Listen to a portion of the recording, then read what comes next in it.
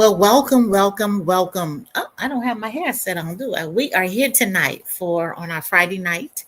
It's 7 o'clock sharp Pacific Standard Time. How y'all doing? How y'all feeling? How y'all breathing? We're gonna see who joins us. I don't know what I sent out, if I sent out anything. It's been a busy day today.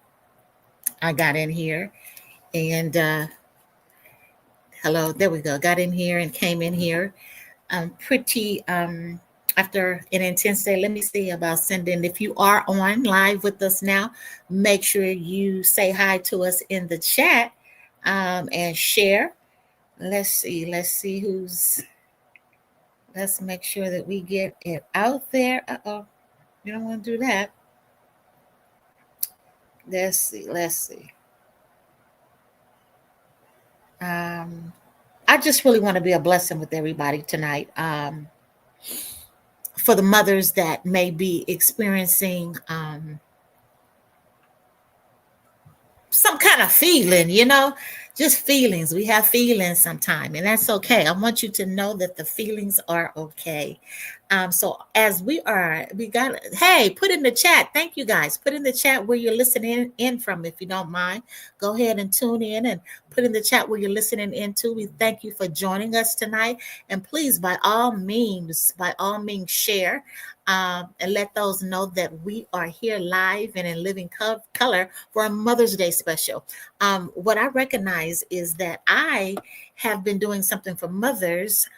Mother's Day's weekend. I was thinking about today. I was reminiscing today on how when I was living in Georgia, I lived in Georgia for about 8 years, and I had sent out. I was notorious for sending out greeting cards and thinking of you and etc. And it was one of my first little mini books that I had written, Moving Forward in the Face of Adversity. It was the first draft of it. And I was excited about it because I had completed it. So, this was some years ago. This was in the 80s. And I had packaged all these things together, all these books. I had them all printed, sent them out without checking the book. Child, I looked at that book and was mortified. I was mortified with the errors. Oh my goodness, we did not have Grammarly or Chat GPT or the autocorrect. We didn't have any of that back when I wrote my first little book. It was birthed out of a workshop, a seminar that I did called Moving Forward Out of the Face of Adversity. Some of you may remember I lived in the Village Green and you guys came to my townhouse at the time, and we did it there. We had a breakfast and had a full day of growth. I was horrified. So I was so horrified that what I did is I had the books reprinted all over again. Yes, I did. Have the books reprinted all over again, and I resent them out again because I couldn't let all that go. That was just too many. I forget how many books it was that I printed. But I've always had, even before I became a mother, I always appreciated mothers. I appreciated my mother, my grandmother, and the women that mothered me, that gave me their wisdom, their knowledge, and their experience. Didn't always listen. Sometimes today I can look back and say, I wish I did. I guess that's why when I talk to ladies, women, young men, young ladies today, I can understand. When I tell them, I can hear them thinking, right? And I can hear what they're saying. They laugh when I repeat out loud what they're thinking. They're like, I can't believe you said that. Mm-hmm. I know. So we want to say welcome, and thank you for joining us. We have a dynamic pre-recorded session that we have with the beautiful Jewel Diamond Taylor. But I want to give a little opportunity for those. Let me check my Patreon. Let's see there. And I know it's Friday night, so I do also recognize that there will be some. We are live in there that will come back a little later and that we'll look at later. But we're going to be here this weekend for those that decide and determine that, you know what, maybe I need to check in. Let me put it on our, we did do it here. So we good. Say we're live now. Okay. So we good. It is what it is. So we take a deep inhale. Come on, take a deep inhale. And Exhale. Yes.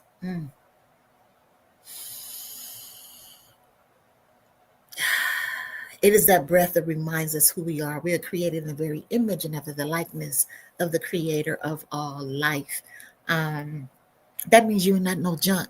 That means you're not an accident, even if it wasn't the plan of your parents for you to be here at the time that you came. You are not an accident. You are created from the master creator to be in this dispensation, in this century, in this time, at your age, whatever that is, right now, for a specific purpose. You're not an accident. Your experiences are by divine appointment, as uncomfortable as they have been in some cases, and as beautiful and joyful as they've been. There is no accidents. Growth, stretching can be uncomfortable when you haven't moved those muscles. If you've been sitting a long time, have you, if you're a little mature like myself, if you've been sitting a little while and you go to get up sometime, those bones are not as agile, as limber as they were when you were younger. And sometimes you got to stretch and you go, ooh, that kind of is uncomfortable. That kind of hurt. That's kind of stiff, right? Well, breathing, that's what taking that intentional breath has the opportunity to do, is get that oxygen in our body to remind us whose and whom's we are. Come on, take another deep inhale. Hold. 2, 3, 4, and exhale. Yes.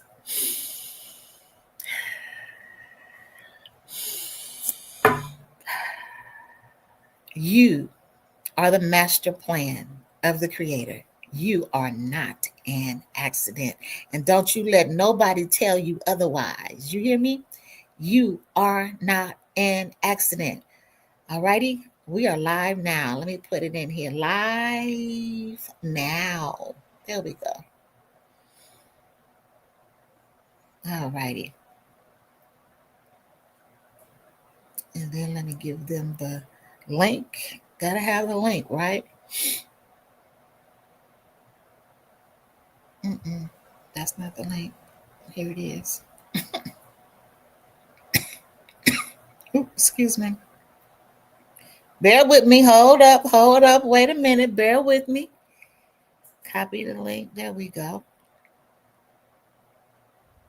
And we're going to put it in here. Paste. Click here. All right.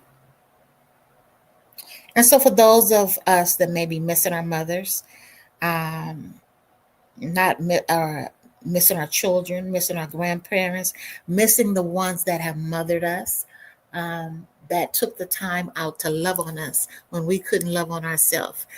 This broadcast is for you. And for those of you that will be looking at this later, please do not hesitate to like, to share, to leave your comments, and by all means subscribe. That's what gets our algorithm up, and that's what get us into the stream of those that may not hear us. Again, I want to say thank you. So we're going to go ahead and get started. Did you know that the person that, let me get her name for you. Excuse me, Anna Jarvis created Mother's Day in 1908. Do you know why? Do you even? It's amazing what we find out when we go and do a little research. Research. She was mourning her mother. This was all around the grief of her mother. And she wanted to make sure that she gave space to those that was missing their mother, missing their children, missing that mother figure in their life. It had nothing to do with the commercialism that we experience today. I know they say everybody, Mother's Day is one of those days where it's like Christmas or where a lot of money is spent. But history has it that it was her intention. She was vehemently, and I share this, and when you hear us talk about it a little bit later, she did not, what the commercialization of it was not the intention. The intention was to give space and an opportunity to uplift those that was grieving and mourning or in sadness with the loss of their mother. So that was what 1908, that's what Mother's Day was all about. And so, ironically, grief and loss, we deal with a lot of different modalities, experiences, and feelings and emotions that come up. We have this platform that we offer through our Center of Empowerment. I am Iris Inspires, and Center of Empowerment is the one that hosts this beautiful platform for those that may be experiencing grief. It is our mental health. It's a part of our mental health services. And so, what does that mean? This is Mental Health Awareness Month. Health awareness simply deals with how are we coping with, how are we handling, how we're dealing with life when life be lifing. With the experiences, the feelings, the disappointments, the letdowns, the experience of grief. How are we coping with it? Are we coping? Are we negating or not negate? Well, yeah, negating. Are we escaping? Are we using things to escape the feelings and emotions, or are we uh, embracing them head on? Meaning that allowing ourselves the space to experience what we feel, right? Because you cannot move past it if you don't even acknowledge it. So experience what you feel, right? And then if we don't have the proper or the healthiest, how about that? The healthiest skills to handle, to go through. What do we need? What we have found at Center of Empowerment, what I have found in my journey, in my experience, with over 35 years of experiencing and working with the community as a community advocate, of working as a counselor, not a licensed counselor. I do now have my master's in my doctorate program, psychology, but in the realm of ministry. I have worked in the thank you, thank you. Uh, as my sissy saying, she's listening in. Thank you.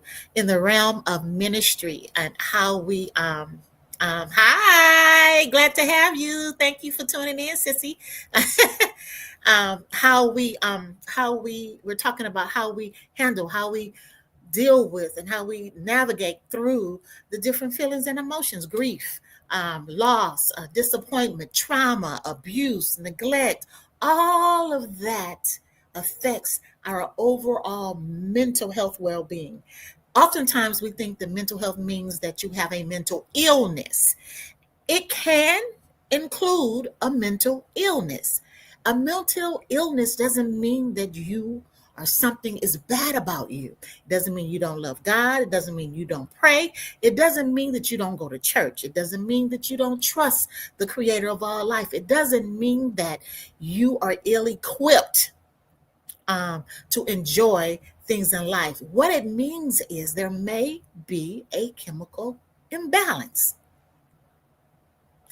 It may be some things that you have to learn, some skill sets, some processing, some things that need to go along with, okay, your consciousness and your spirituality and your choice of religious practices. Okay, but it does not mean, because oftentimes one of the coping skills that we use, I talked about this in a video. If you look on the page, you talked about this.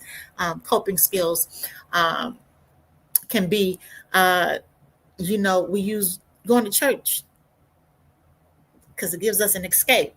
Now, it's more perceived as a healthy escape. However, when we use church and God as the excuse for our unhealthy behaviors and not taking care of our personal lives, our responsibilities, that is not healthy coping skills, and not what the creator, that's not what God intended for us to be. He intends for us to be mentally healthy. And many times what's happened in our religious institutions, not by I'm going to say not by intention, in terms of where we may be today, we may not be conscious of the intention, and truly understand. I think it's by design in terms of the system of it. but not in terms of the spirit of it. It's not the intention for us not to be, gotta turn that off, eh? Not to be, mentally healthy, mentally stable. Um, so yeah, mental health awareness. How are you coping with life? How are you coping with the disappointment? And we're going to talk about that tonight for the parents. Make sure you like, make sure you subscribe. If you're tuning in, make sure you share. This is how it gets out about the Center of Empowerment,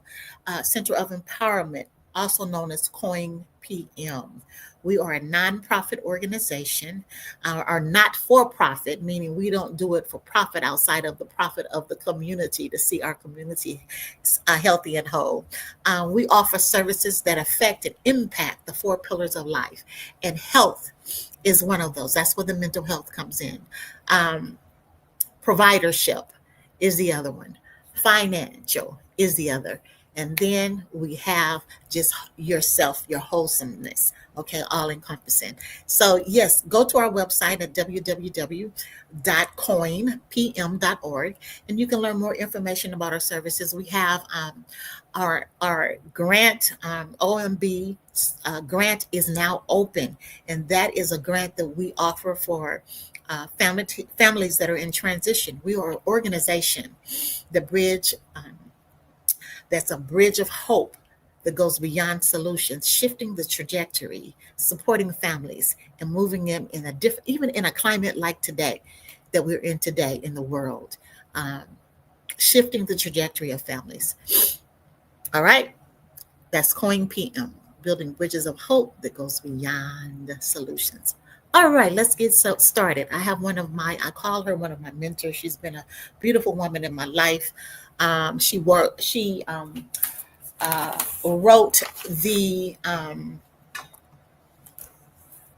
forward in my book, Breathe Again, and Breathe Again, uh, and I have the workbook, Breathe Again. This book and workbook was birthed out of me learning how to breathe again, learning how to live again after the transition, after my mother departed this life, after a 9-year battle with cancer. I had to learn how to breathe again. I was a caregiver, so I'm very passionate about these subject matters because I know the toll that it can take on one's mental body, physical body, spiritual body, and financial body, and family, and family. Your family life. It can have an impact, and so it is our intention as we feed the physical body that we feed the spirit and soul and equip us because all of our families have experienced and experience multiple hits with grief loss, and as our families age, caregiving. And then it may be that your profession may be a caregiver. Uh, what I do as counselor, as coach, as community advocate, that's a caregiver. So I signed up by profession to be a care minister, elder, preacher, bishop. Um, if you work in a doctor, a nurse, a teacher, a homeschool, you care for your children, all of these are caregivers, right? Um, but we don't often view them as a caregiver. Anytime you have to deal with the public, you're considered a caregiver. So, how's your mental health? How is your mental health? Do you have healthy ways to release the stress and the tension that you deal with? All right. So, tonight we have with us Jewel Diamond Taylor. Um, Again, like I said, you've seen her on our platform before, but she's doing a one-on-one with us tonight. And this is specifically for the mothers who've experienced the loss of your child. This is for you and grandparents. Here we go.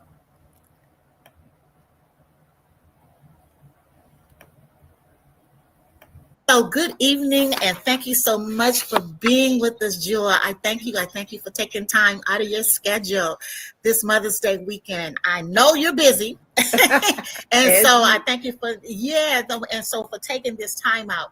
When I learned about Anna, the woman that found it, or started Mother's Day, I did not realize until recently that she started it because of grief, the I loss of did her not know that mother. either. Wow. Yeah, I did not know that. That was amazing to me. And she fought, they say she fought vehemently not to commercialize it because it was, isn't that something? So it's very commercialized today, but her whole purpose was to give space for Hmm. those who were grieving.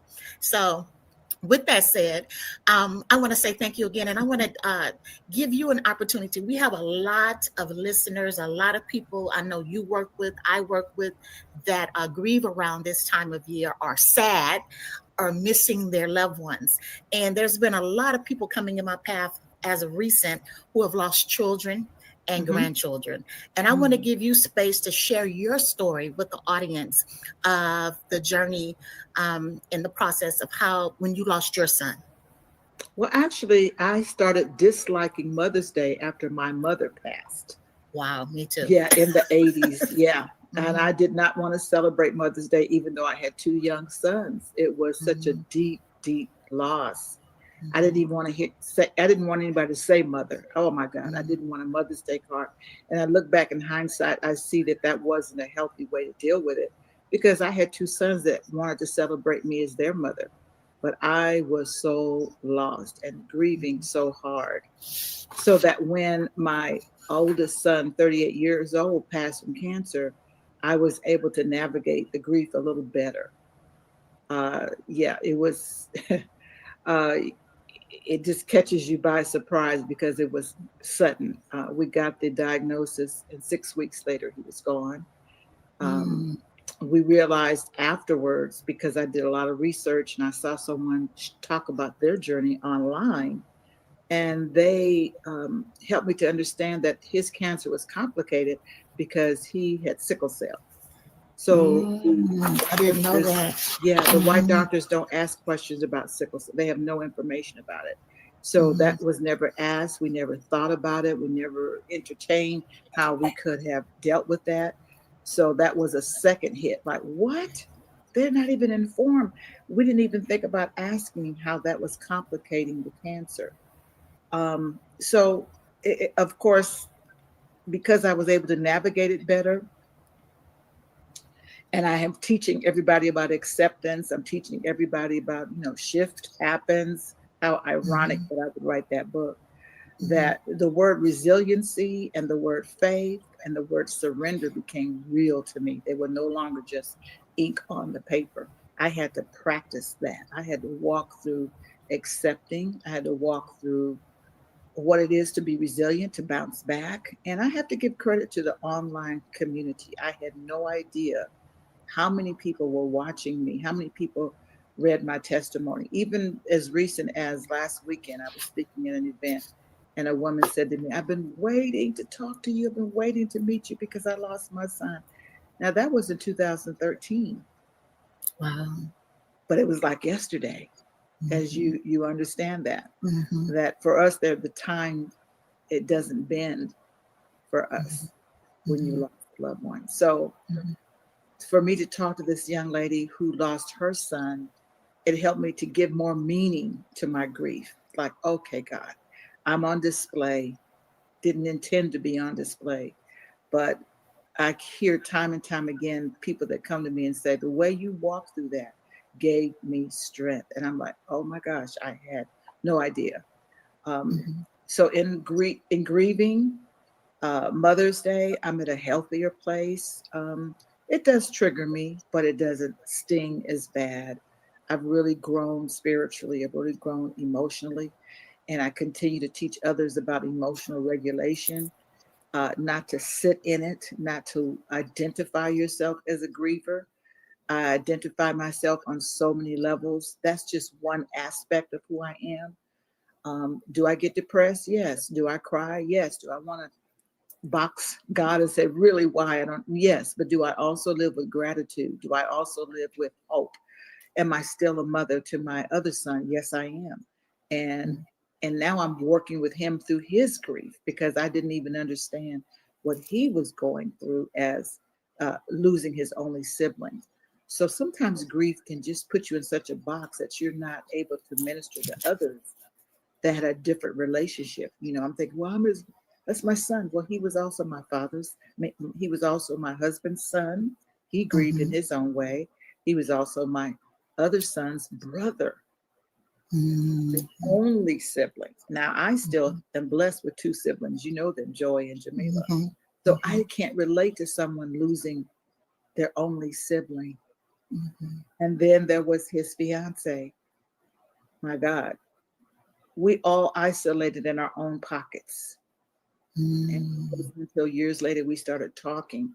And I found that talking is the healthiest thing to do. Just saying his name, JJ, oh my God, that just opens up my heart. It's like a big Mhm. dose of medicine. If somebody Mhm. says his name or they say, I Mhm. know your son, I'm like, ah, you know my son. Because it's like Mhm. sometimes, Iris, as you know, if you're not careful with your mental health, you start thinking, wait a minute, I know he was here. I know I Mhm. had a son. Sometimes the mind plays tricks on me. And because he didn't leave a legacy of children, um, it I have nothing to really hold on to except, Mhm. except some Mhm. pictures, you know. Mhm. I don't have his voice on Mhm. recording. And that's Mhm. why I'm so big on, telling my husband and my sisters and my other son, we got to make videos. We got to record each other's voices. We have to be able to Mhm. hear each other. I don't Mhm. have Mhm. with JJ, but I do have some wonderful memories. So when Mother's Day comes, there's going to be a range of emotions. And what I would like to do, if you don't mind, I would like to share a couple of things that I share in my grief circles. I do a lot of grief circles at different churches, or I do it one on one. And I ask them 8 things, that exercises they can do. Mhm. I would Uh, love for you to share that. I want to definitely give you space to share that. okay. Definitely want Okay. to give you space, but I want to ask you one quick question. Sure. Sure. Based on some of the questions that we see, and I'm sure what your answers are, what you have to share about the journey, normalizing the journey of losing a Hmm. child. You said it was 2013, and you talked about the isolating that you did, and that you all did your pockets. Yeah. How did you come up out of that? I know maybe that's what you're getting ready to say, but how did you come up out of that? Well, because I'm a servant, because I teach, Mhm, I had to mhm, teach what I was learning. And it mm, forced me out, because the one thing is that my work became my dopamine. My work became my healing balm. I love what I do. And I was not going to stop doing it, because I knew once I'm in that embodiment, my mind is not thinking about the pain. And a mhm, lot of people don't have something to do. They don't have a purpose. I have a purpose, and nothing rocked my purpose. And because I mm. was still teaching in my purpose, I was healing myself as I was teaching. And That's so as good. I'm teaching, I Mhm, began to realize, wait a minute, Jewel, it sensitized me. I'm up here helping everybody else. It sensitized me that I had to understand why I felt distant from my husband, why why my son found it difficult to talk with me. It opened up my heart and my eyes to realize, oh, wait a minute, we're over here not talking. We're over here wearing masks. We're over here acting like nothing happened. And so as I began to pull back those layers, it was uncomfortable, because I found that, and this is generally speaking, that men don't deal with grief the same. They want to be strong. They wanted to be strong for me, not realizing what I need was their vulnerability. That's what I needed. And I mhm. think the way they were conditioned by society is, we got to be strong for mama. We don't want mama. We don't want her crying. I needed to cry. I needed to talk about him. And so we had to break that. We had to get a paradigm shift in what we were thinking individually, how we're supposed to do this thing. And we did not know how to do it. But yet I was telling everybody else how to do it. Mhm. It happens oftentimes. We can help Yeah. everybody else, right? Yes. But when it comes to helping ourselves in that same capacity, it's Right. sometimes very difficult. And it doesn't take away from the gift and the purpose and the don't take away from that, but we have to. So how did you learn how to now pour what you was teaching everybody else in house? Well, it's called self-awareness, because I realized that one of my identities is the strong one, the fixer. I realized that it wasn't really their fault because I can present myself as if I'm good. I'm good. I'm good. I'm fine. And a lot of people, we do this. You know, you lose your job, you lose your house, you lose a child, you lose your spouse, you lose. But I'm good. I'm blessed and highly favored. Well, I wasn't feeling that, but I was robotic. And I think that when you give off this energy that you're good, nobody's going to check on you. And so That's I real. had to learn to open up, and my tribe began to, call on me and check on me. And I stopped saying I'm good. I would start saying, today's not a good day. I would just open up, and it was me breaking the code, that old jewel that I'm superwoman. I got it all together, and realizing I was repelling the support. And That's that was good. hard pill to swallow, to tell the truth about myself, because I thought some kind of way, I don't know, on a subconscious level, I must have thought that crying meant I was weak, that crying meant that I'm helpless. I'm not helpless, but I'm hurting. There's a big difference. It's a big difference. And some kind of way, I thought that meant that I'm helpless. No, I need comforting. I need to talk. And so I had to take my guard down, and I had to tell the truth to myself. That's good. I love it. I love it. That is good. That is good. We have the I'm okay itis. Yeah, there you go. You That's it. know, we have.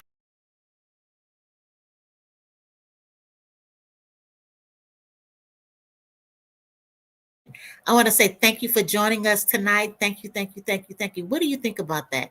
Not helpless, I'm hurting. Letting go of the itis. We want to say thank you for joining us tonight. We're going to go right back into our pre recorded session that we had. But I want you to put in the chat, so far of what you heard, I like that. Not helpless, I am hurting. Learning how to embrace the fact that my pain doesn't mean I'm helpless. It could mean that, but it doesn't mean necessarily have to mean that. So thank you for tuning in. I want to thank everybody for being here. Make sure you like, make sure you share, and make sure you subscribe. All right. God bless. We have the itis. When the outside world sees us as strong and It's resilient, we got it strong. all together. Yeah, yeah. And hurting is not a weakness. That's a part of this And beautiful life. it's not. And plus, there is no real manual to teach you how to grieve. I mean, this was Mhm. we were blindsided. It's a pain that has no name. You know, if you lose your spouse, you're a widow. What did we call ourselves when you lost a child? And Mhm. my bestie lost not only her son, she lost her grandson, 10 years old. And so I was walking with her through her grief. Mhm. I didn't realize I had to walk through the grief of my sisters who lost a nephew. And I'm like, oh my God, he meant something to many people, not just me. And Mhm. God bless my sister. She says, Jewel, I keep his picture right by my desk. I talk to him, and that just warmed my heart. I said, oh, that's right. You lost a nephew. He lived with you for a time. And so, it's like you just have to expand your heart and realize that this grief thing is not just about Mother's Day, mother hurting, fathers hurt, sons hurt, sisters hurt, aunties and uncles hurt, friends hurt, Mhm. fiance hurt. And it's been very educational for me because I want to be able to transfer what I've learned to other people. I just feel like to give this meaning, I just said, well, I've been put on display since I'm a public figure. I've been put on display to show how to do this thing the best that you can. Because, Mhm. we're going to miss the mark. But if we have a little bit more information and wisdom that others can be vulnerable, I had to be vulnerable. People were leaving money on my porch, they were leaving food on my porch. People were awkward around me. They didn't want to say certain things. And I realized it's okay. I invite you to ask me. I invite you to say his name. Mhm. I'm going to be okay. I'm not Mhm. fragile. Mhm. I'm not going to Yes, fall yes, apart. And it's yes. okay if I cry with you. Because then Mhm. what happens is now they realize they never cried for their mother. They never cried for Mhm. their child. They never Mhm. cried for their dad or their grandparent. And so you become a portal for others to walk through and say, oh my God, I can talk about my grandma. I can talk You can about exhale. my Yes. husband. I can talk about Yes. my daughter that was in a car accident, or my son that Yes. was murdered. I mean, just a few months before my son passed, I was invited to speak for a group of women. All of their sons had been murdered. And I'm Mhm. like, God, what am I doing here? Why are you Mhm. having me? I don't know anything about this. Mhm.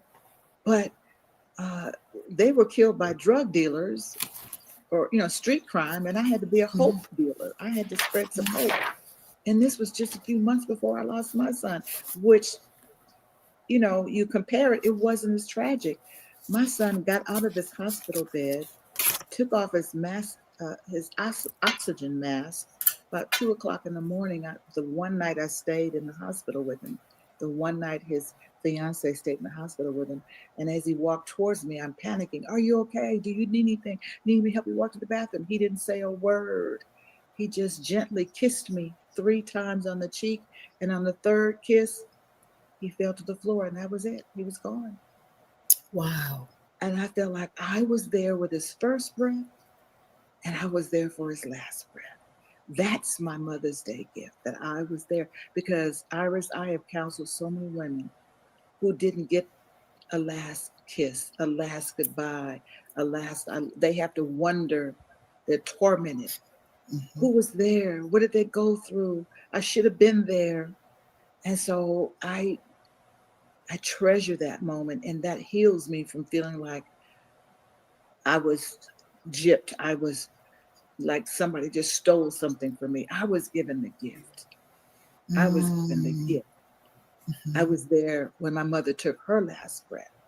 Mhm. I was given the gift, but that was my first loss. And we all just were in a spin of shock. We didn't talk for a long time with each other. Mhm. We all went to our corners and grieved. And Mhm. again, I was working at the time doing this work. It was at the beginning of me doing this work. And I just threw myself into it. And that's what a lot of people do. Or they'll throw themselves into a bottle, or throw themselves into food, or throw themselves into shopping. I threw Do you myself into recommend the work. that? Do you recommend that? Recommend what? Throwing yourself into Throwing what? yourself into work rather than kind of I dealing think with or I think process. there's certain degrees of it, because what Mhm. happens is that I was coping, but I wasn't adapting. Mhm. And I teach the That's good. difference in my sessions, Mhm. that I coped. I was able to function, but I wasn't adapting to the reality. It's like, I don't even want you to say dead. Don't say mama. Don't say nothing. Don't talk to me. See, I Mhm. just coped, but I didn't Mhm. adapt to the reality. She's gone. Mhm. Mhm.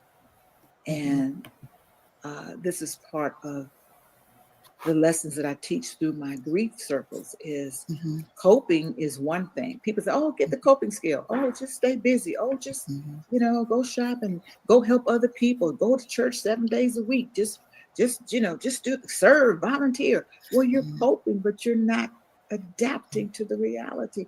There are Mhm. people that I counsel. They can't go into the bedroom. They can't go. They can't say the name of the loved one. They end up divorced. I mean, my husband and I could have gotten a divorce, but luckily I was in a healthier place, Mhm. uh, on the spectrum of grieving, that because there was a moment when I thought, "You're not comforting me. You're not saying the right things." Well, he didn't know. He didn't know. He wanted to protect me. And so I learned not to blame. I learned not to judge how he grieved. But if I wasn't where I was in my emotional wellness scale, we could have easily been divorced. Death can break not only your heart, it can break a relationship, it can break your Mhm. mind mentally and Mhm. emotionally. And you Mhm. live with a badge. I am grieving. Everywhere Mhm. you go, I'm grieving. That's just one part of who I am. And I'll be Mhm. doing it again. I don't Mhm. know who and I don't know when, but I thank Mhm. God I've learned how to navigate this grief journey. I thank God that I have adapted to the reality that we're on. We're sojourning. We're not here Mhm. permanently. No one that is in my life is here permanently. And Mhm. that's how I learned to adapt, is to face the reality of life. Now, Mhm. truthfully, a couple of years after he passed, I would be invited to funerals. I don't want to go. I'm not stepping in. I don't want to go. I do not Mhm. want to go to another funeral. And I understand. here I am an officiant of weddings, and I officiate funerals, and I don't want to go. And so I've been healed of that. It's like, okay, Jewel, this is part of life. How are you going to comfort people that come to funerals where you're officiating and you haven't learned to accept the reality that life is full of joy and pain, that we are all just journeying through this life, and make the best of it. Make sure you tell people you love them. Make sure that you show up for other people. Make sure you don't hide. Make sure you're not acting. And be vulnerable, be open, feel the feelings. Just don't let them control you. That's good. Yes. I think that's awesome, and I thank you for your transparency. That's beautiful. It actually walks us right into one of the questions that was submitted, um, and it says, "I am a grandparent and cannot shake what has happened to my grandchild. It's Mm, been a year, and I still weep with sadness yeah. and miss him terribly. I don't really want to hear it. It's going to be okay. And frankly, I pray and people pray for me, but it's still very heavy on my heart. I show up, but I'm really not present." Yeah. That's so real. She's grieving his unlived life. Mhm. See, either we grieve the past, what we used to do, the good times, or we're grieving what we know we're never going to have. She's grieving that she'll never see him graduate. She's grieving she'll never see him get married. She's grieving knowing not knowing what he would look like. And as a grandmother now, I can understand that, because I'm like, oh Lord, I hope I live long enough. I want to live long enough to see, Mhm. because we had our first grandchild, later in life, where most of our peers have great grandchildren, so Uh-huh. I can feel her pain even as you were reading that, and she's gotten stuck in not adapting. She's not adapting to the reality. And sometimes we think that life is supposed to be fair. You know, um, in my book, I write that life does not ask us for permission to change. It's not going to Mhm. ask us, is this a good time for a car accident? Is this a good time for cancer? Is this a good time for divorce? Is this a good time to lose your job? Life doesn't Mhm. ask us that. Mhm. It doesn't follow our script. Mhm. And I would pray that she would find someone like you or me, that she would Mhm. find someone that would hold her hand through this process, to help her not cope, but to Mhm. adapt to the reality, Mhm. to find certain rituals to remember him, to talk to his sweet spirit, and Mhm. to not rob herself or rob others that love her. Find people that will sit with her and grieve with her out loud. Mhm. I just Mhm. out loud, and Out just loud, yes. and know Allow that that it's out. okay. Know that Yes. it's okay. Sometimes we're Yes. taught to be ladylike. We're taught to be a Christian. We're taught to, you know, don't yell, don't cuss, don't stop all these don'ts. Whatever you need to do to let it out, to Mhm. exhale it. you Yes, know there it that is. that part of Mhm. you that's angry, Mhm. that part of you Mhm. that's frustrated, that part of you that feels you've been robbed of something, Mhm. that part of you that's uncertain what tomorrow brings. We all have to Mhm. live with the uncertainty of Mhm. tomorrow. We want Mhm. to know, God, tell me now. It's not going to Mhm. happen. It's not going to Mhm. happen. Mhm. Oh my Mhm. God, I've heard her story time and time and time again, Yes. Mhm. and it's so unfortunate. It really is. It really is. And thank you for that. Also, we have another one. Is in the realm of. Is the question is? I recently lost my child to cancer, which you talked about, Hmm. and no Hmm. parent should have to bury their child. I show up and know my child is not in physical pain, but this pain is breathtaking most times. I hurt all the time. Yeah. She opened up by saying no parent should have to bury her child. See, that's the Mhm. mystery that we have to deal with. Who says that? Mhm. Where is it written? Mhm. Where is that written? That's her script. That was my script too. Oh no, no, they're supposed to bury me. Where did I get that from? That's my Mm. That's how I think life should be. And so adapting says things are going to happen that I am not prepared for, things I didn't expect, things that are out of order. Mm-hmm. Earthquakes are out of order, flooding is out of order, car accidents Mm-hmm. is out of order, losing children through war that we're seeing every day, that's out of order. Children being violated sexually, that shouldn't be. It shouldn't be. But it happens. And so when we live in a fairy tale mindset of what we think shouldn't happen, it's gonna take you a long time to climb out of that dark space because you're living according to your code, according to your script. And so when you're isolated like that, you're gonna ruminate and think about it over and over and over and over again. Mm-hmm. See? And that was one of the things that I had to learn through my healing.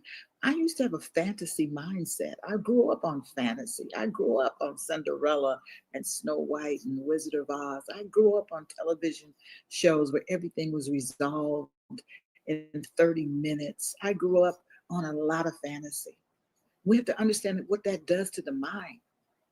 We start creating our own fantasy. Like they're supposed to love me forever. They're not supposed to die. They're not supposed to treat me this way. They're not supposed to fire me. That's fantasy. They're not supposed to betray me. People have betrayed me, Iris, and it hurts because they're still living and you still see them. And you're trying to make sense of it. So when someone, Right. yeah, Mm-hmm. so when someone dies, they're no longer here. And so you're still Mm-hmm. fighting for their presence and their energy, and they're not even here. Mm-hmm. So it's a lot of energy we expend because life is not going our way. And we fight with that. We rebel. And that takes a lot of energy that's why I refer often to that play that I saw years ago. My arms are too short to box with God, the creator of all things. It's a mystery. It's a mystery that our ancestors died in cruel, inhumane way. That's not supposed to happen. We're supposed to be kind to one another. There's supposed to be justice. There's not supposed to be racism, but it is. There shouldn't be homelessness, but there is. Children shouldn't be trafficked, sold, but they are. And so what we do in my mindset is find a place where you could be a part of the solution. Rather than just shaking your hands at the world. Say, okay, this is going to be my platform. This is just as you have found your platform to work through your healing. You found a platform. I'm going to be a part of the solution. I'm going to bring forth answers. I'm going to bring forth strategies. I'm going to bring forth voices of healing because people out there hurting. For some people, they're not even going to watch this. Death and tragedy hasn't come knocked on their door yet. But for those who are watching and tragedy, unexpected tragedy has knocked on their door, I hope they are listening. I hope they are listening and realizing life is not going to go the way you think it's supposed to be. That is fantasy.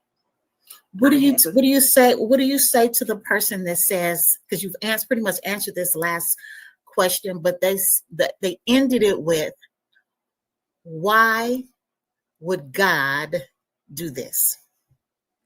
What? Because it blinked a minute. You said, why did God do this? Why would God allow this to happen? Why would God allow this sudden death? Why would God allow this murder? Why would God allow this cancer to take my child? Why? Why would God allow this? See, now you personalized it.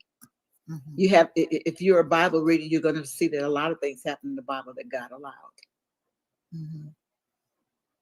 So now we're taking it personal. Why me? Why not you? I understand the question, but I say to those that read the Bible and see how many people suffered, how many people died. Look at Jesus. Why? Why was he crucified? Why? I mean, we could live through our life asking questions when, to me, this whole existence of being on earth is a total mystery. I don't I choose not to expend a lot of energy with the whys. I want to know how. How can I get through this? How can I be a blessing to others? How can I be an example? How can I find my mind again? How can I heal my heart again? How can I prevent myself from living in a depressed state all the time? The whys will drive you crazy.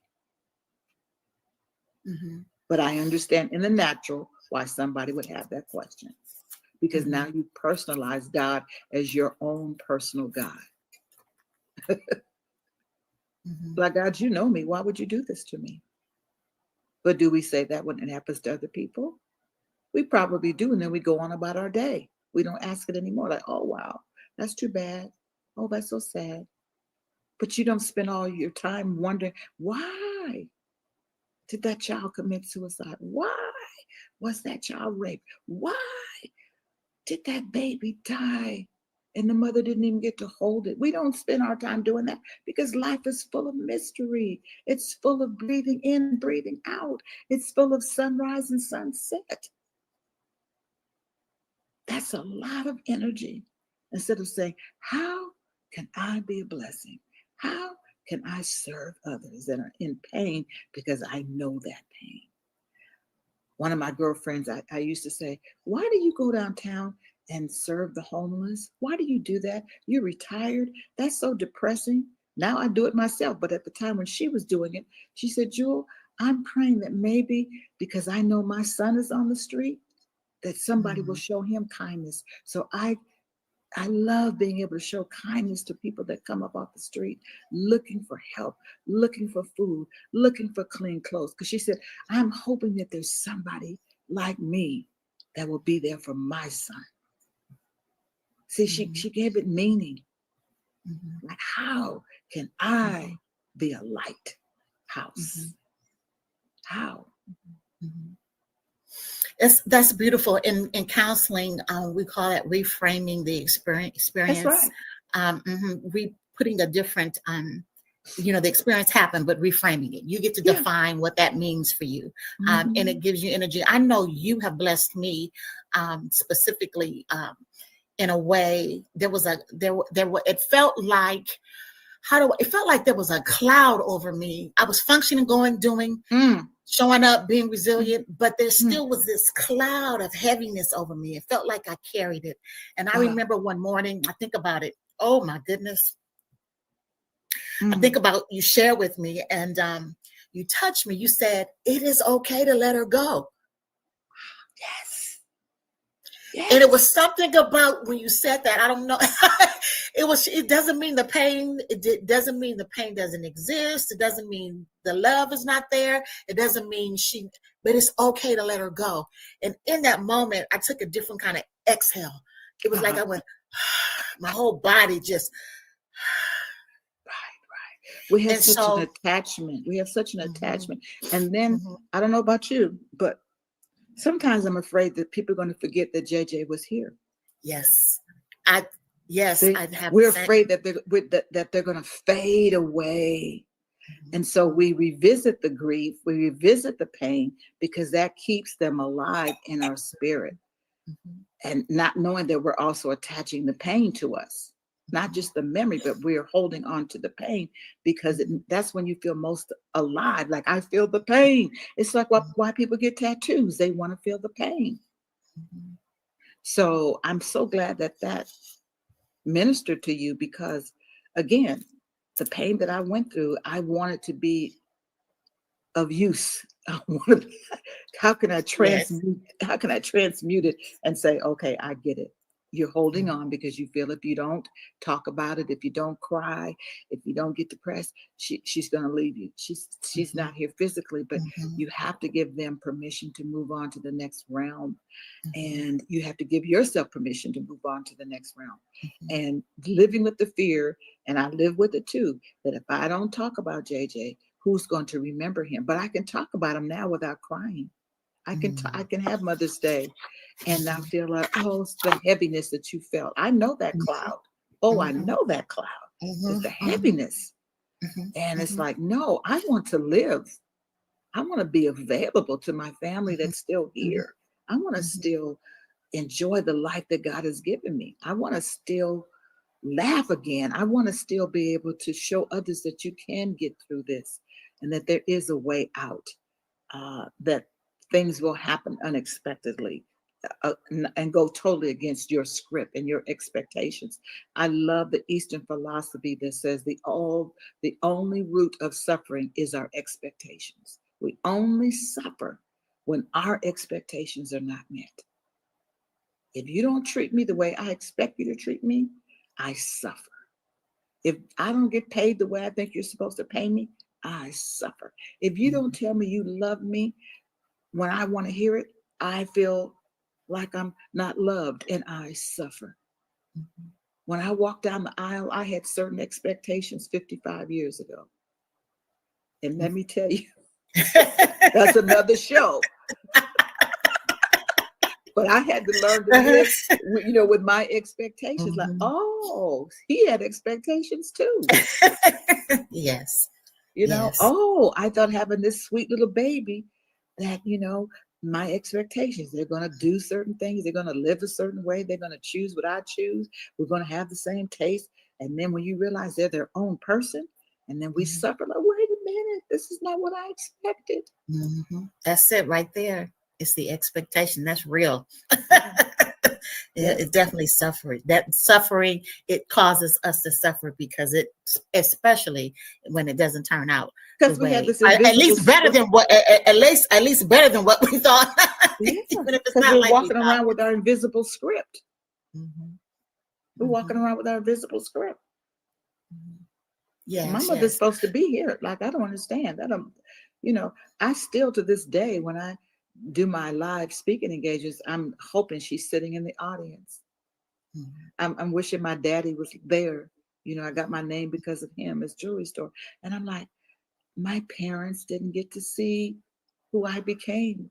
So mhm, then I ruminate. I hope my Cody I get to see who he becomes, because my parents didn't get to see who I became. So you see how mhm, we transfer all these mhm. expectations Yeah, that turn yeah. into fear and anxiety, instead Mhm, of living in the present moment and just enjoy what you have right now.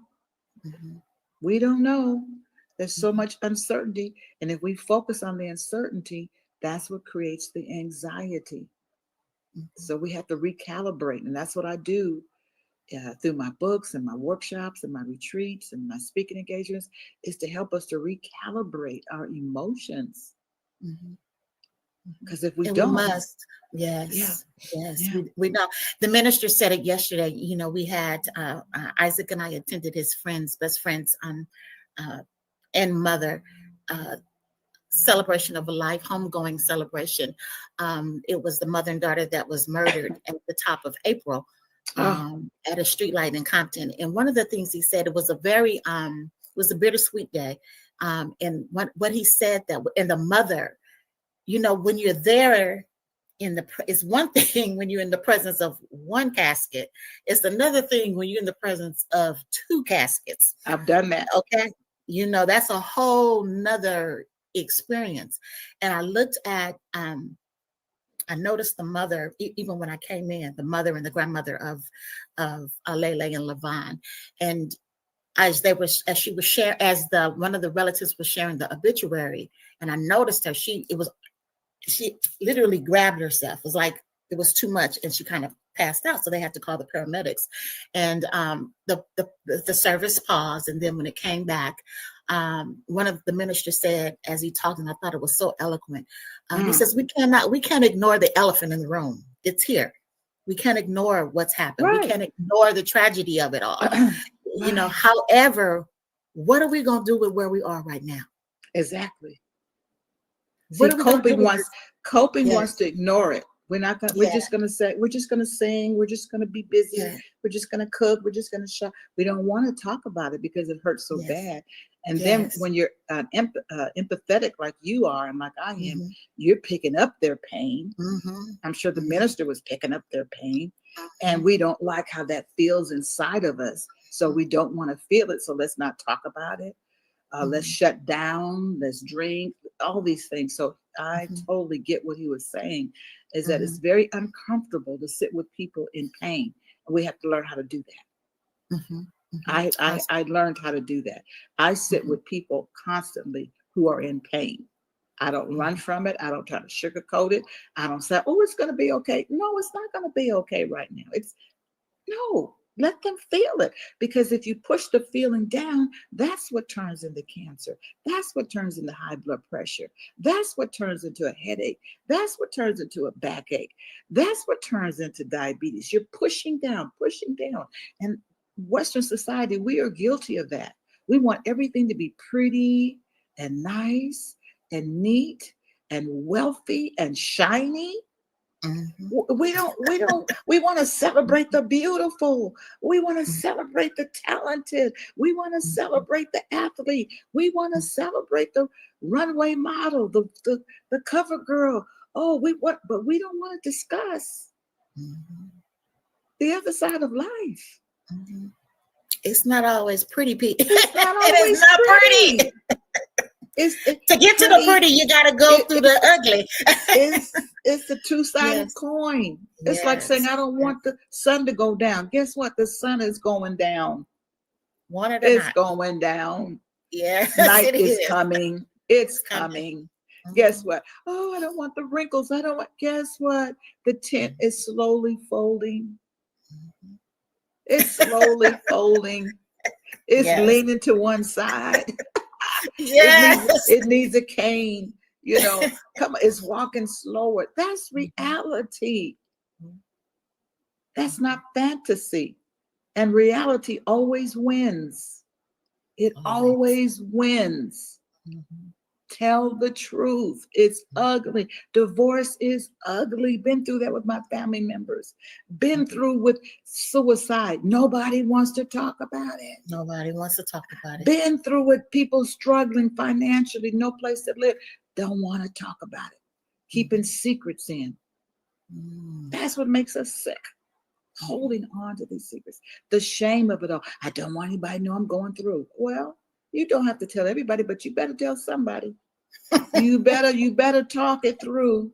And as a talk therapist, I'm talking to people. I just ministered to a young lady who said she was raped 5 years ago and she's afraid to tell her mother.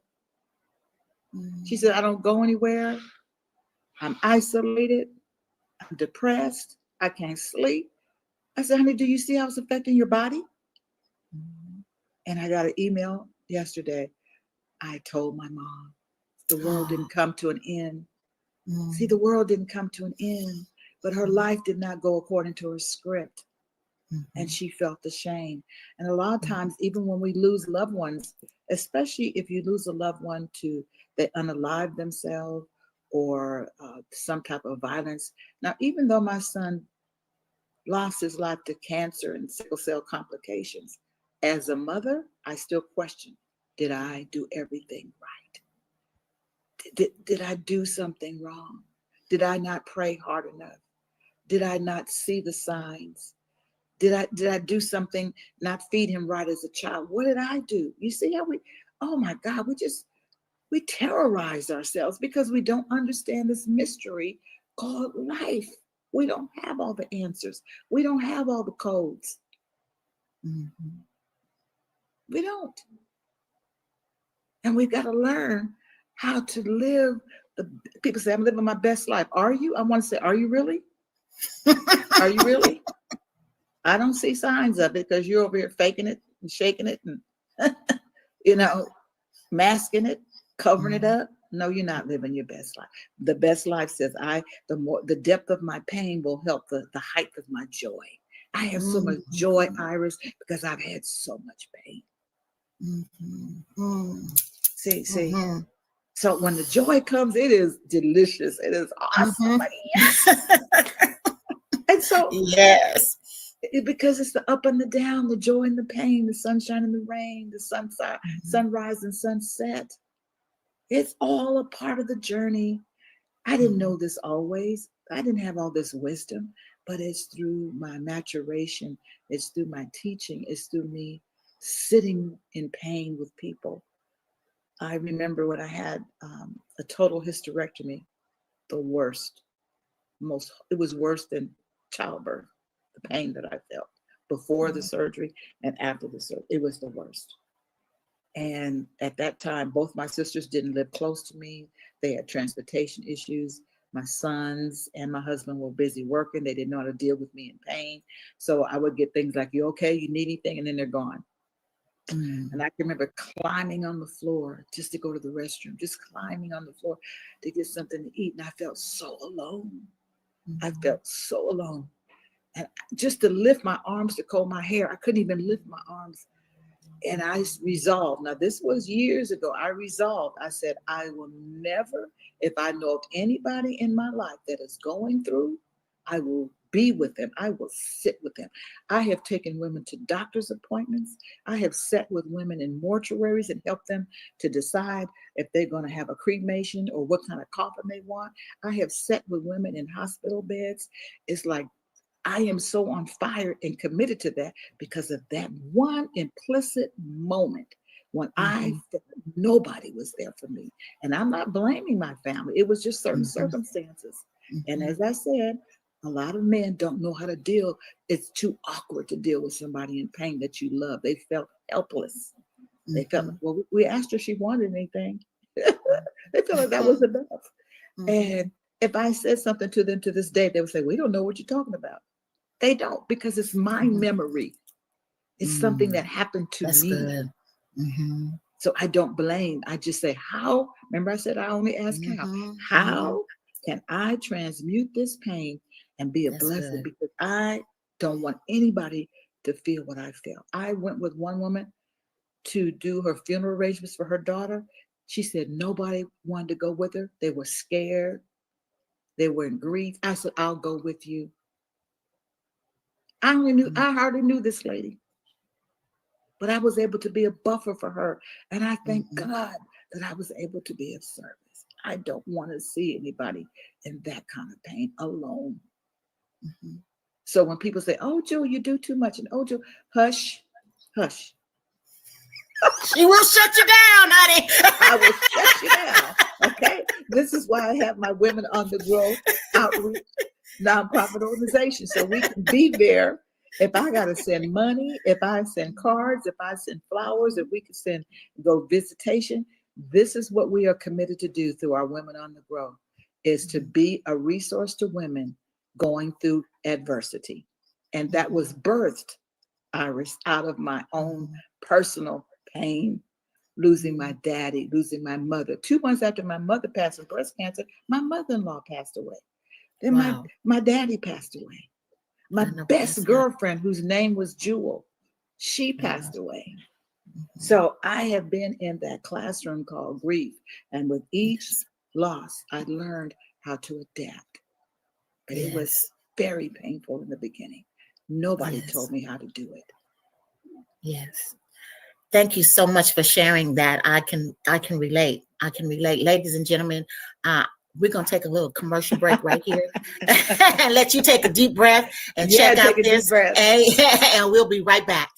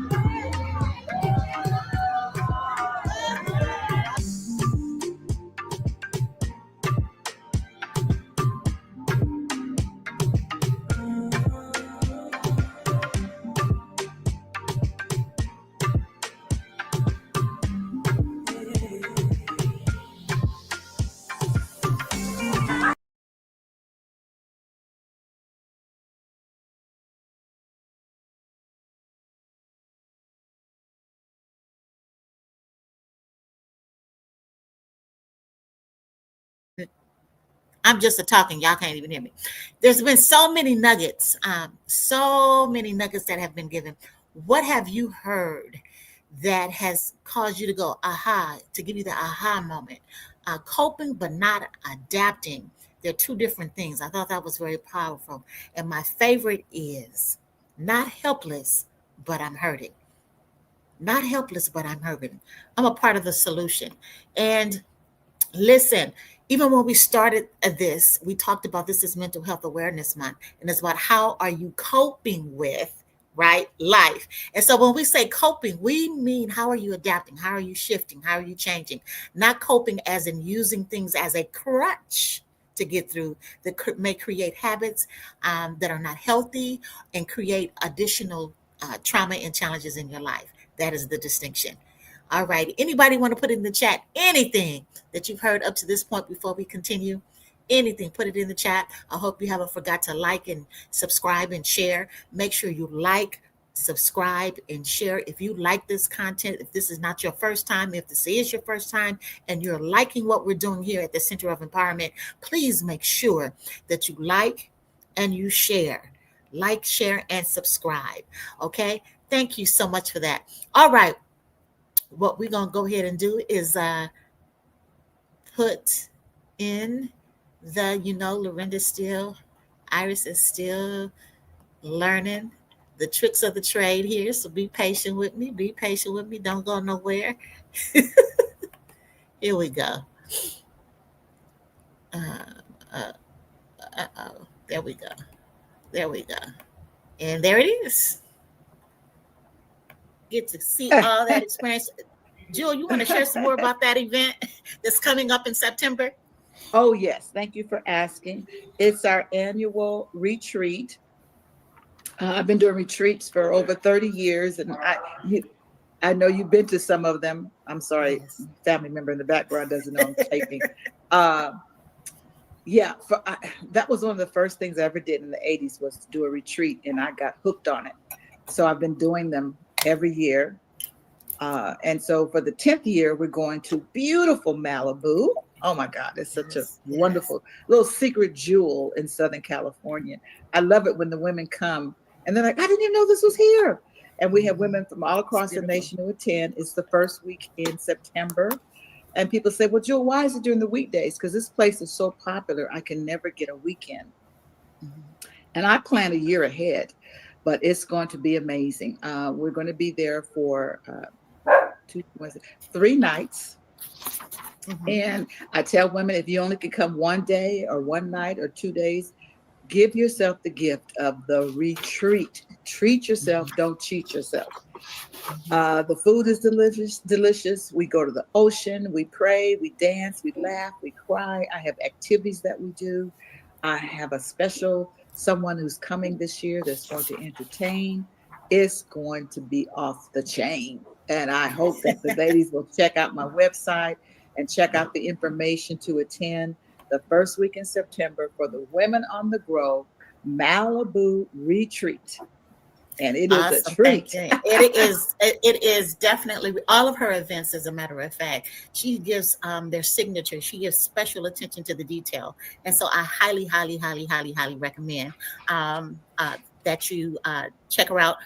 You can connect with Jewel. We'll have our information, of course, in the body of this broadcast. And you can go to our website. And if you want to meet, connect with her, you can get this beautiful, you see that wisdom that comes through, that calmness that kind of just soothes. You definitely can connect with her. Jewel, I want to thank you. Any final, I know you had some uh, jewels that you want to leave with the audience.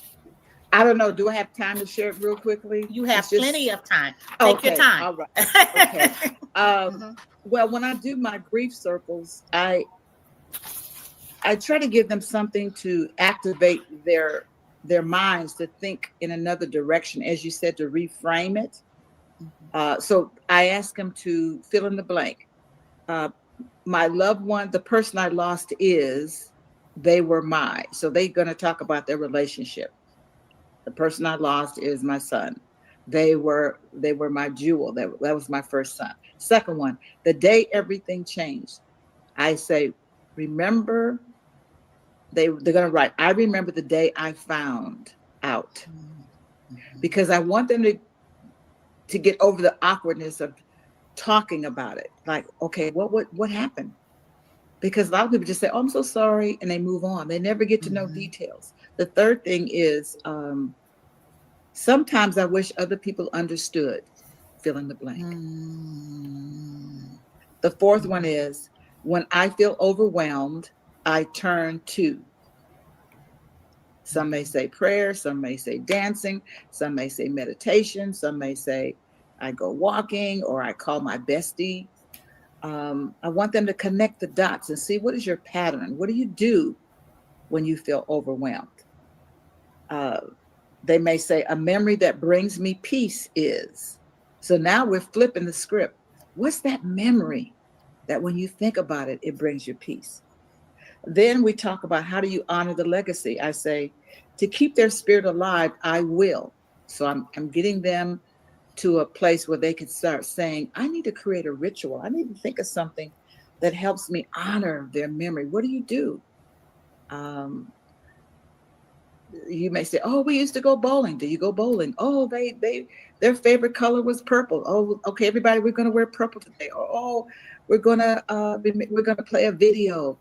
The sixth thing is, um, how do you let it flow? So I'll say, there's so much I want to say, but fill in the blank, Mm. Mhm. because your Mhm. cup is so full. Um, the last one is, I give myself permission to grieve at my own pace. I give them affirmations. I'm allowed to feel joy and sadness at the same time. Healing does not mean forgetting. It means I'm integrating love into my life in a new way. And then the last thing I do in my grief circles is I tell them, okay, the next time we meet, everybody bring an item Mhm. that helps you to remember Mhm. your loved one. And I tell you, the things that people bring is just so interesting. Oh my God. Mhm. The Mhm. things that they bring, oh, it's just so beautiful. And it opens up their heart. The whole object is to get them to talk, Mhm. get them to talk. And as you said, reframe their pain. Mhm. How do you reframe your pain? Mhm. So thank you for allowing me to share that. And if anybody would like to reach out to me, to schedule a one-on-one, I do Zooms just like this, or I do it by phone call. If they have an iPhone, we do FaceTime. I live in Southern California, so I gave up my actual physical office because I counsel people all across the nation. It just wasn't practical. So, but if they're close to me, we can meet. But my website is jeweldiamondtaylor.com. My email is jewelmotivates@gmail.com. My nonprofit outreach organization, if anybody feels compelled to give, because we reach out to women going through all types of adversity, our website is womenonthegrow.org. Thank you. Thank you so much for sharing that. And again, we will definitely have all that information available to you in the description and on our website where you can connect with Jewel. I want to say thank you for sharing. I want to say thank you for giving the audience your heart, your experience, Mm, the journey. It means I know someone is going to be touched. I know someone's spirit is going to be uplifted. I know someone is going to be able to say, yeah, just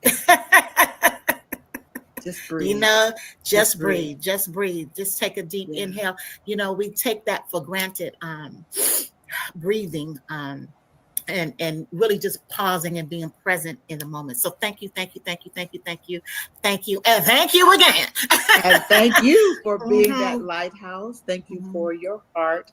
Thank you for mhm, your dedication for this mission. You are an amazing woman. You've been through a lot, and mhm, you just keep on pushing. You're unstoppable. You're magical. You are loving. You're an amazing mother, an amazing teacher, and a healer in your own way. So just be encouraged, honey, that what you're doing, it has an impact. Just know that. And I mhm. appreciate our sisterhood.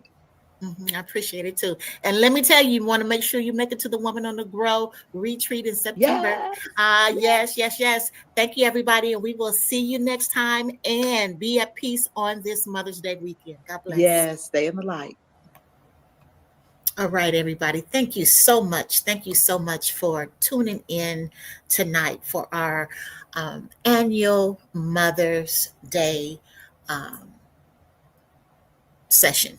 We when we started the broadcast, we talked about how every Mother's Day we've been doing since the 80s. We've been doing something specifically for the mothers. We do something for the fathers too. When I have my radio broadcast, TV show, now this, and etc. We always like to take time out and do something specifically for the mothers, for those that are missing mothers, for mothers that are missing children. Just holding space for you to let you know, number one, you're not alone. You're not by yourself. Number two, that you're not alone. You are not by yourself. And number three, it is okay. You are not alone. Although you may feel like you're alone, and that pain may be hitting you pretty hard right now in your chest, maybe. Um, I'm gonna ask you to pause. Yes. And take a deep inhale and exhale. Yes, and thank you, thank you, thank you, thank you, thank you, thank you, thank you for joining us tonight. That was a powerful session. I want you to make sure that you share this broadcast with some mother that is missing her child, someone who's missing their grandchild, uh, even a father for that matter. I want you to share this with them because there was a lot of powerful gems, not just coming from a counseling standpoint, but coming from a mother who lost her child to cancer, coming from a mother who understands the difficulty, the pain, the journey, and how to release. She gave something, finding your purpose, not becoming robotic. Our emotional wellness is important, adapting to the realities of life and getting out of how it's supposed to be. All right. Because and rebellion takes a lot of energy. That was just dynamic rebellion, refusing to acknowledge what's going on. That's called rebellion.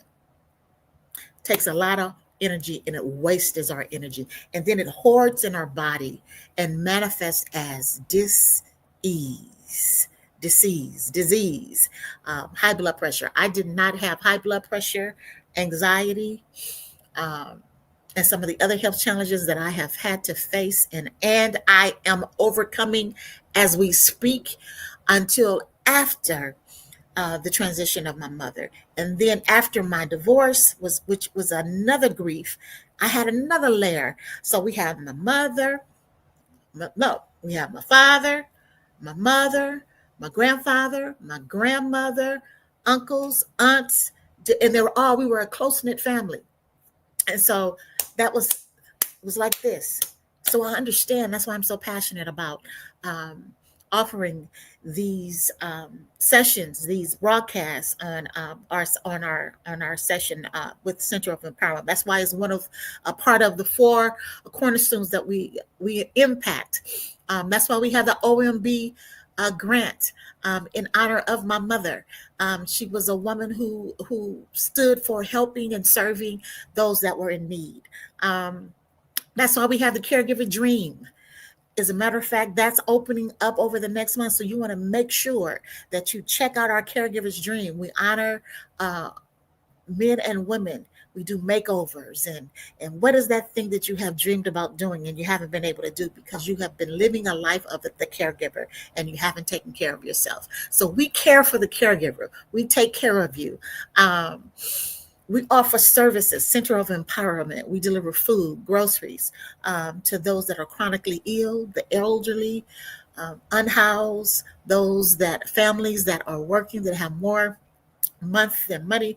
It's amazing because I was having I'm gonna have a transparent moment right there. I was having a conversation with God, and I was sharing with God how I know I make this look easy.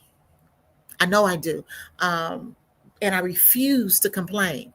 Um, I refuse. And God has been exceptionally good. He has manifested miracles after miracles in my life, making a way for my son and I. And I am forever grateful. There are times when things hit me, challenges hit me. Um, uh, and I say, we're given. And sometimes the giver needs to receive. And I am learning. Uh, my mentor Jill has taught me that learning how to receive. Sometimes when you're a giver and you do and you support others, you haven't learned how to give. You haven't learned how to receive.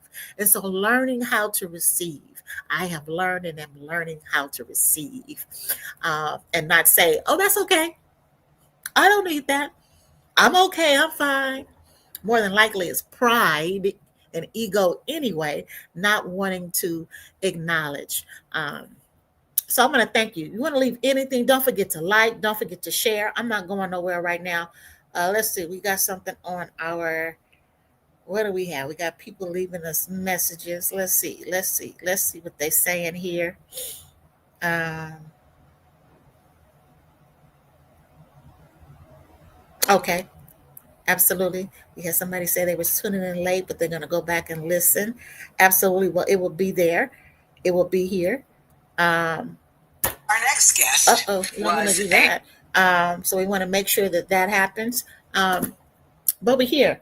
I told you that I have my book Breathe. This is and we are actually Breathe with the Forward by Jewel Diamond Taylor. And this book was written. It is the journey of learning to breathe again every day. Every day, what would happen is a word would drop in my spirit, and what I did was I would write that word, and whatever came up, I would have an aha moment. A scripture may come in my spirit, something I've heard, or someone would say something, and or I would look up what the word meant. And many times in that journey, what I learned in learning to breathe again, learning to walk this thing called life out after the departure of my mother, my father, um, my grandmother, my grandfather, my aunts, and my uncles, learning to live again, breathe again, is a journey. It's a journey. So these two books are available this weekend. I have them in stock, and they are available. You have a workbook to kind of help you with your journey and your processing uh, through it. And we want to make sure that they are available this weekend. Both the combo pack, including shipping, is $40. Including shipping is $40. So what you can do is if you cash out me. And let me just say, the donations go to Center of Empowerment for our services, to give for gas and for the delivery of food and for our services like this. This is not free. We have to pay for this. For this service to have us to be able to stream online. Also, so for our services, our counseling services, if you go to our page on our online support group, you'll see that there's a link there. And every person that we have had on here that is a counselor, a coach, or specializes in a specific area, they are now on our referral list. And that includes Jewel Diamond Taylor. And so all you have to do is click the link and we'll get you connected to her. So if you go to Center of Empowerment and support groups, there is a link that says counselors and coaches. Click that link and you'll see a list of all of the referrals that come highly recommended from Iris Inspires and Center of Empowerment to support you in your journey. Of course, me too. I'm learning how to talk about what I do. I think about my mother. She used to say, I don't have to be in the front. I am a supporter. And so oftentimes because I make platforms, I create platforms, I create environments to bring in the different people in the different areas. They don't have to be Christian. They don't have to be Muslim. They don't have to be Hindu. They don't have to be certified. in terms of with a PhD. Licensing is definitely needed. You do have to be certified in coaching and counseling. Let me clarify that. But what I'm saying is ministers, elders, community advocates, financial experts. We bring all these people in into our environment to share with you with the intention of providing inner power, purpose, center of empowerment. So thank you. Thank you for joining us. We ain't going nowhere yet. I ain't done yet. We've been here. We got about another 30 minutes. Again, I hope you enjoyed tonight. We're going to read a little section. Let me see what I opened up to. And we're going to read a little something.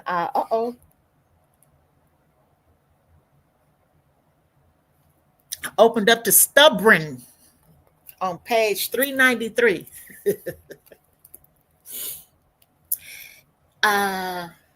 In a recent conversation with a person I am very fond of, they expressed concern of being viewed as stubborn. I asked, what's the difference between stubborn, resilient, determined, persistent, and steadfast? A slight smile on their face, they replied, I guess the words basically mean the same thing. Exactly. Sometimes words yield a negative connotation because of the context in which it is used. However, most times, if we stop and think, nothing is wrong with being referred to in a certain light, especially as it relates to being stubborn. Experience has shown me most times when another refers to you as stubborn rather than resilient, persistent, or steadfast, is usually because he or she has an ulterior motive, control and manipulation. Agree with them or do things their way, and when you don't, now you're stubborn. Stubborn is pulled out like a shotgun to make the other person feel guilty for having their way of being or doing a thing. This is not to say sometimes we need to bend, negotiate, or compromise. Compromise, that word. How about harmonize? The other word that is usually not liked, right? Anyway, what do you think is the definition of stubborn? Unreasonably or perversely unyielding, mulish, justifiable, unyielding, resolute, suggestive, or typically of a strong, stubborn nature, performed or carried on in an unyielding, obstinate, or persistent manner, difficult to handle, manage, or treat, lasting, stubborn. We all have a little stubborn because we need it. Um, and we should. And the Bible says, that's how I wrote it here in the book, it's okay to last some time. Therefore, my beloved, be ye steadfast, unmovable, stubborn, always abounding in the work of the Lord. For as much as you know that your labor, focus, persistence in your divine destiny, purpose, and dream is not in vain in the Lord. It was what she talked about tonight. When you know your purpose, it fuels you in the morning. It fuels you throughout the day. When you're feeling exhausted, like you can't do it again, no more, enough already. Um, when is somebody going to take care of me? Meaning, look at my pain. I want to lick my wounds. Um, the emotional wellness will kick in because the purpose for why you have experienced. She said something that the other thing that Lady Jill talked about was the pain brings about much joy. How is that so? How is that possible? Because trouble don't last always. If y'all follow me on Facebook, and Instagram on Iris Inspires, I just posted that a few days ago. Trouble don't last always. It just don't. It don't last always. So thank you everybody that joined us tonight. Thank you for your time. Um, I pray that this weekend uh, you find the time to be still and be okay with your feelings. Yeah. And recognize that you're not abnormal and you're not in trouble with God for having your feelings. Um, and you haven't done anything wrong because you feel what you feel. It's okay. Embrace it. Embrace it so that you can, and acknowledge it so that you can create the space to release it into purpose, to be the solution in someone else's life because you walk through it. And that doesn't mean telling them, honey, I've been there, done that. That means holding space for them so that they too can know that they're not alone. They're not by themselves. And it's okay to feel what you feel because you will get to the other side. All right. What a dynamic one. We're on, you can, if you, again, if you've enjoyed our show tonight, we're on Venmo. You can give on Venmo under Center of Empowerment. You'll see our logo. PayPal under Center of Empowerment. Givelify under Center of Empowerment. And that's MEANT. And then you can also go to coinpm.org.